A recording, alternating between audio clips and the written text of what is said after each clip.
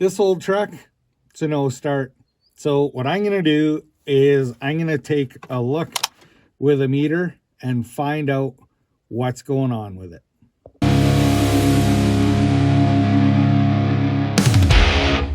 I'm working on the old Dyno mule. This is the truck that I decided to use to hurt in every way that I could to make sure that I was doing good stuff with tuning. If I check this battery, which it tested good in the shop, it has 12.22 volts. Now, I kind of know what's wrong because I put it in trying to be lazy, but we're just going to do some quick testing here and I'll show you how to check for a no start. And the key is a voltmeter. So I know that I have voltage in my battery, but I'm going to show you how to find a bad connection. Okay, a real quick explanation on what I'm doing here. I have my meter set up to DC volts, 20 volts. This is a 12 volt system, so 20 volts is going to cover what we're looking for. Now, I have this cable stuck in here to hold it so that I can have hands free, and I put this probe on the actual post itself. And if there is a bad connection, it's going to read a voltage difference. When you are boosting or starting or anything and you aren't sure about your connection, check the voltage difference between the contacts. So that's exactly what we're going to do here. Okay, honey, crank it over.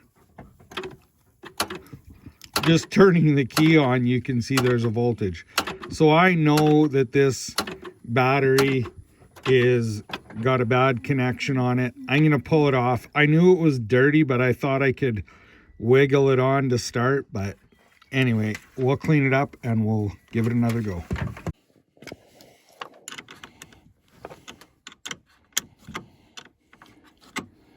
Now this truck is affectionately known as the poop truck because it stinks like poop. And it was I believe stolen and driven through a swamp. That's why it stinks so bad. I ended up with it and I'm very fortunate because I really advanced my tuning skills with this. Now you can see how black that is.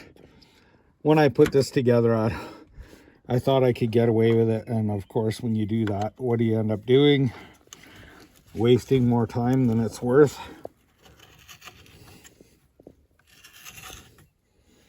When I could have done this in the shop instead of carrying tools out into the backyard. Now, I'm not going to go 100% perfect on this. That looks way better.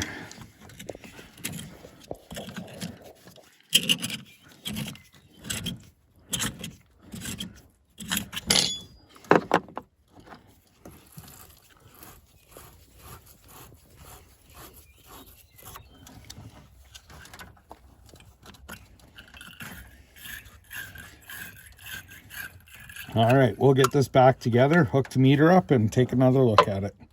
Now this truck, we just did a quick start. It did start, but it hadn't been started in about 3 years. It runs terrible, but give it a crank there.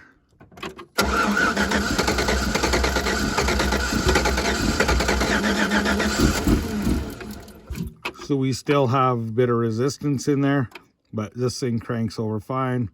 We'll get it running, get it out of here, and then we're going to strip this truck. She is definitely a beauty.